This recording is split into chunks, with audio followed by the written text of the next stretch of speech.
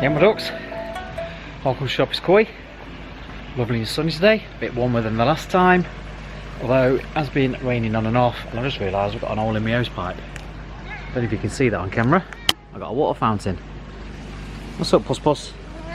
Say hello to the viewers. John from Runcorn on his blue sofa. Right, okay, so in this video, I've got to hoover the pond. You would have seen on the last video, I put the blanket weed treatment in. Obviously it's starting to work. I always get the hoover in there. I don't use the sludge buster and stuff, so as it all starts decaying away, I get the hoover and just go across the bottom. It just pulls a lot of the weed out. It saves blocking up my backy and the filter and stuff. I just need to make sure I'm on top of that every week. But the main part of this video is, so it's probably because the temperatures have dropped. The fish, they've been sitting on the bottom a bit. Some of them just don't look a bit as happy, including my tench. So, and there is a couple of flicking and flashing as well. So what I'm going to do, we'll get the water tested. Obviously the process elimination when it comes to this. I think most of it is going to come down to the temps. I mean, we're looking at today, don't forget it was 16 degrees when they had the enclosure around it. We're now on 12 degrees. Where outside temps are 18 at the minute. So obviously the pond is cold, it's taken a while to warm back up again. So the fish have been sulking. But because they have been flicking and flashing, we'll start off with the testing the water. I do that regularly anyway. But again, it's just to rule anything out, make sure I've got no nitrite spikes from feeding or any ammonia spikes. And then what we'll do, we'll get some scrapes done as well. We'll get the microscope set up and just see if there's any parasites. Now, because there is flicking and flashing, I've got a feeling I'm definitely going to be finding flukes. It's that time of year now. Flukes, it's the right temperatures for flukes. But you don't assume with this kind of stuff. You make sure, obviously, you do your scrapes, and so just so you 100% know it's flukes and you can get your treatment in. Now last year, what really worked for me with the flukes was that Fluke X. Now the only downside to Fluke X, I killed my rud. I didn't take my rud out, I didn't take the tench out, I didn't take the orf out, I left them in there, and it actually killed the rud. The tench and the orf were actually fine, but I'm not sure if I've got any Fluke X left, and I think I'll use it. I will take out the tench and the orf just to be on the safe side. But I've definitely got some Fluke solve in there if not, so I could use that. But of course we'll get the scrapes done first. So I will hoover the pond first, we'll get that done. You don't need to see me do that, you saw that on the last video, so I'll quickly do that while I'm doing a Nexus boil as normal. I'll clean the foams in the backy, because again, with all this blanket weed starting now to die back with the blanket weed treatment I used, it will start clogging up the foams. Play with my pussy for a bit, and yeah, carry on with the spring clean, I guess. But the fish, I mean, they're alright this morning. I suppose I've not fed them though this morning, to be fair. The temperatures have been dropping, freezing at night time. I think it got down to 2 degrees a couple of nights ago. No wonder the fish are like been sulking. All been swimming around today, but there was some flicking and flashing over these last few days. The main one, to be fair, has been my keen scuba at the back and one of my chags. Not the Ginrin chag, the other chag. And then my tench, I don't know what's going on with the tench. He comes up and he goes back down to the bottom, so he's got a few issues. I'm going to give him a salt bath today. You've got to be careful with treatments for your tench. I'm coming up, fish. You come to say hello to John from Runcorn on his blue sofa. I'm coming up.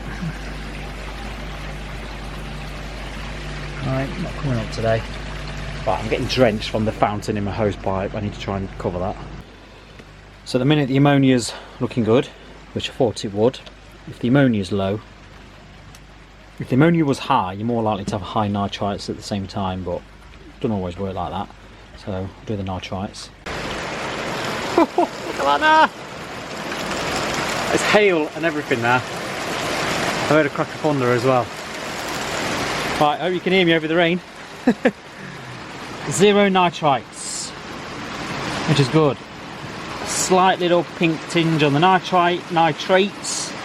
At the minute, that is nothing. If it was down here, That's what to worry about. I mean, it's non-toxic anyway. It means the back is doing a good job. 10 milligram there. You can cope with that. Nitrites clear. Ammonia 0. Perfect. Our pH 7.5, which is good. So you want between 7 and 8.5 really. The pH, mine's on 7.5. We can live with that. That has gone a little bit darker, so I've just moved it down to the 20 mg one. It's probably on course with that. Absolutely balmy this weather. Absolutely balmy. It's bright sunshine now. That'll all dry up in a minute. But it's still black in the sky. Look at that. It's gonna get my hair wet. Microscope set up. Pond topping up. Now the fish I'm going to start with is actually going to be a tench. But he's the one that's looking more sorry for himself. And then I'm going to go for the Kimatsuba, because he's the one I keep seeing sat on the bottom, clamped fins. And then I'm going to try the Chagoi, because it's the Chagoi I keep seeing flicking and flashing. Right, so on the Fluke, on the tench, I can't see anything, I'll be honest. Now, it's got what looks like a fluke, but it isn't moving. It could be dead, but it doesn't mean it's not laid any eggs. It's definitely not moving. There's just one fluke, but it's not moving, which you'll normally see. I've been all around the sample. Right, let me put you there and then you can see my bald head. There's no costia. Let me just go on to a higher magnification. Negative. Right, let's try another fish. But I'm surprised at that. Right, so you can see the next mucus sample. This is off my big shag. Shag I've had a long time. Not the Ginrin shag, my big shag. Because that's the one I've seen flicking and flashing quite recently. Literally, as soon as I focus, I see a fluke straight away. Hold you there. There is a fluke.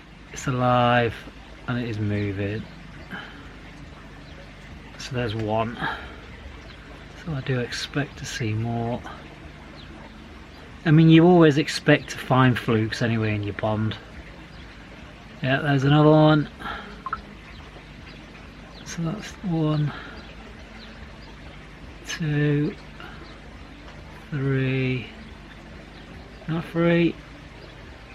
Is that moving? That one's not moving, I don't think.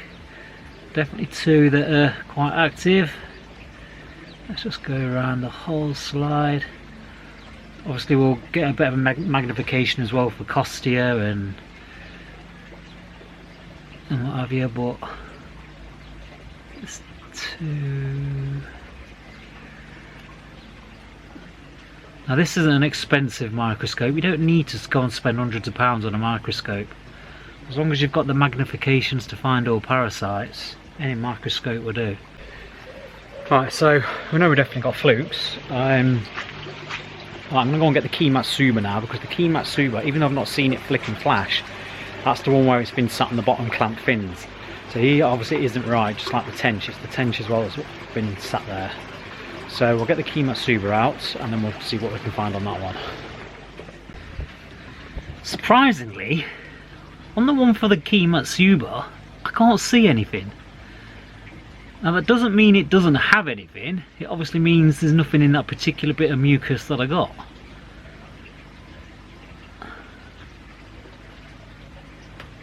We know there's definitely flukes in the pond anyway, because we've just seen it on the chag. So you'd think the rest of the fish would have flukes. So we definitely know we've got a treat for flukes.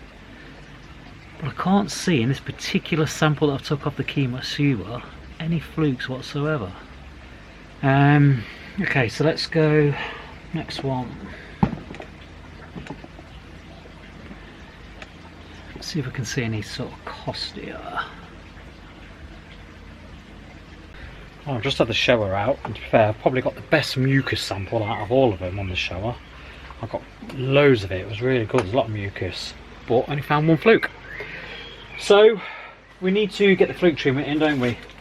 I've got the Fluke X. Just make sure it's still in date, because I've just checked and my Fluke P is actually out of date.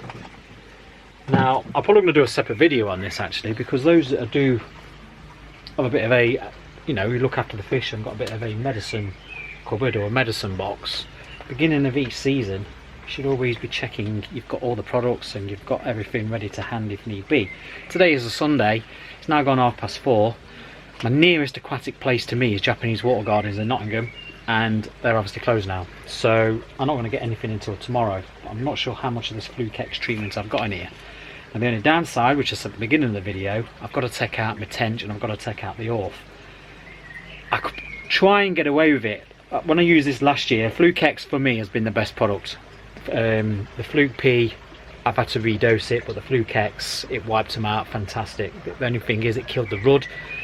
But the tench and the orth were fine, but I don't know if to risk it and take them out this time. I don't know. This one is actually in date still, so but I'm not sure how much is left in there, so we'll have to measure that out first. What's up, cat? It's coming because it started raining. Okay, I've risked it. I thought, well, they were safe last time, should be the safe this time. I can keep my eye. If they look like the gas bin at the top, I'll take them out. So fingers crossed this is going to eradicate these flukes, gill flukes, trick, costia. This Fluke X works on all this stuff, so, but we haven't seen any of the other stuff anyway, it's just the flukes. See how we go. Doesn't say you've got to turn off the UV, but I have turned mine off. I always turn mine off at any sort of treatment anyway, just for about 3 days, sometimes a week, depending on what I'm treating for. Alright, just to keep an eye on them now, just keep an eye on me orth and my tench. As soon as I start seeing them coming up to the top, they're out of there. Like I say, they were fine last time, just the rub, I didn't like it. The good thing is, while I'm watching Twisted Koi on the telly, and the koi collection, which I didn't go to yesterday, I apologise, I can sit and watch my pond and make sure the tench and the orth are fine and everyone else is fine after the treatment. Good thing about these Alexas, watch that and watch Twisted Koi and everyone else. Right, so I'm going to get tidied up, so of course give this video a thumbs up, guys, as normal, subscribe, all that shanizzle, hype the video, hit the bell to get your notifications, should be posting more regularly, and we should see you another time. Oh, we've got the koi show coming up, haven't we, in a few weeks? Is it a few weeks? About a month's time, something like that. So if you're going to the koi show at Coventry, hopefully to see you there. I was going to go for the weekend, but I'm not now. Can't be arsed. And we shall see you another time. Next video for Shops Koi. Cheers, my ducks. Bye.